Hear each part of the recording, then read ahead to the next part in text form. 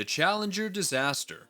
On January 28, 1986, NASA launched the Space Shuttle Challenger despite more warnings than the dashboard of a 2006 Kia Sorento. What most people don't know about the Challenger disaster is that engineers had spent the night before the launch desperately trying to stop it from happening. The problem? The rubber O-rings sealing the rocket boosters were known not to provide the seal they were intended to under the extreme conditions of a rocket launch, and were especially prone to failure in cold weather. The temperature on the morning of Challenger's launch was forecast to reach temperatures well below freezing. During a late-night teleconference, engineers presented their case and recommended against the launch. Their management initially agreed, but after a second meeting, the decision was reversed and the launch would proceed as scheduled, despite the warnings. 73 seconds after liftoff, the cold, stiffened O-ring failed exactly as predicted. While initial reports suggested instant destruction, later investigations revealed the crew cabin survived the breakup, and some crew members remained conscious during the nearly 3-minute fall. NASA kept this information quiet for months. An investigation revealed the team at NASA had known about O-ring problems since 1977. Even though the space race was officially over, NASA was still operating under the same launch at all costs mentality that defined the 1960s. Only now, instead of racing the Soviets, they were racing their own schedules and budgets.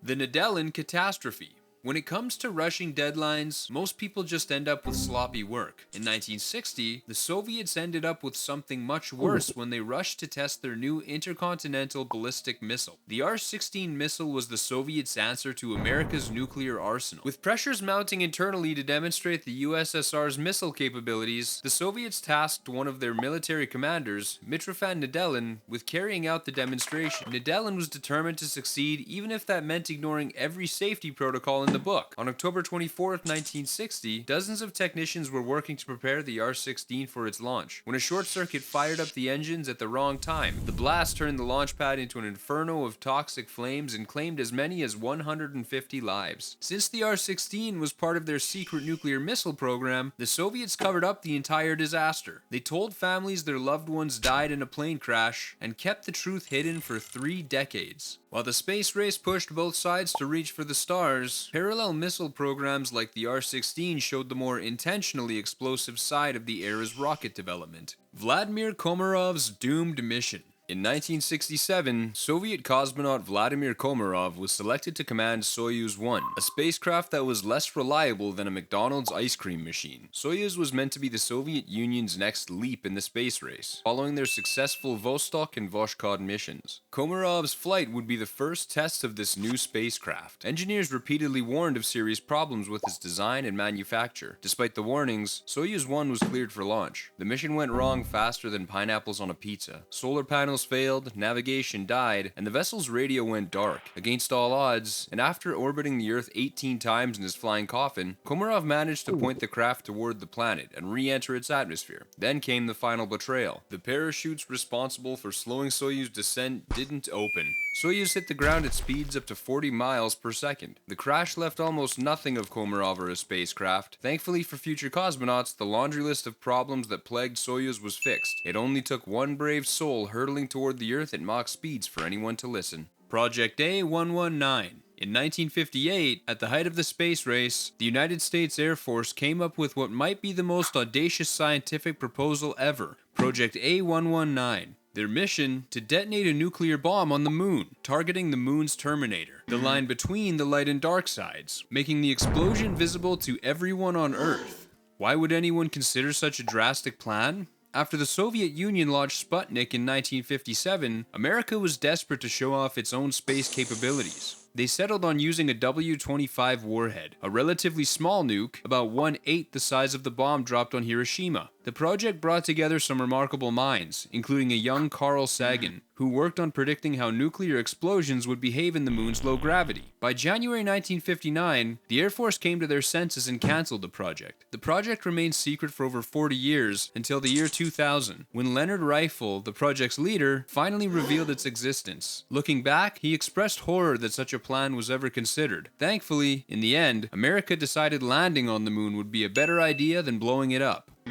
The Lost Apollo 11 Tapes. Picture the most important video you've ever filmed. Now imagine recording over it with your trip to the DMV. That's basically what happened to the original Apollo 11 moonwalk recordings. The original signals were recorded on special data tapes at receiving stations in Australia and California, and then they vanished. In the early 1980s, NASA had a problem. They were facing a severe shortage of the magnetic tapes they used to record satellite data. In response, the team at NASA resorted to recording over old tapes, including the ones containing one of humanity's greatest achievements. The truth didn't come out until 2006. NASA went as far as bringing engineers from the time out of retirement to help track down the missing tapes. They searched for 3 years, but in 2009, NASA admitted defeat. The tapes were gone, erased and reused decades earlier, and doing absolutely nothing to quiet moon landing skeptics. Skylab's near disasters. America's first space station got off to the kind of start that would make even the most disastrous home reno project look smooth. Skylab was meant to be humanity's first long-term home in space, a place where astronauts could live and work for months at a time. Things got off to a turbulent start, with atmospheric forces ripping away Skylab's protective shield just 1 minute into launch. Without the sun shield, temperatures inside Skylab soared. The $2.5 billion station was effectively turned into the world's most expensive solar oven. The shield took one of the main solar panels with it, crippling the station's power supply. 11 days after Skylab's disastrous launch, the first crew blasted off, packed with hastily designed tools and repair materials. While their repairs kept Skylab operational for several years, the station's streak of bad luck wasn't over. In 1979, Skylab came crashing back to Earth, spreading its debris across the Australian outback. Apollo 1 fire. Apollo was supposed to be NASA's triumphant mission to the moon. Instead, it started with one of the darkest days in space history when a routine test in 1967 went horribly wrong. The Apollo 1 capsule was lined with Velcro and nylon netting, designed to secure its cargo, and filled with pure oxygen, allowing the crew to breathe while inside the capsule. When a damaged wire caused a spark in the cabin, the highly flammable materials inside ignited. The fire spread instantly, turning the spacecraft into a death trap for its crew. The Apollo capsule's main crew hatch was designed to open inward, which meant the increasing cabin pressure from the fire made escape impossible.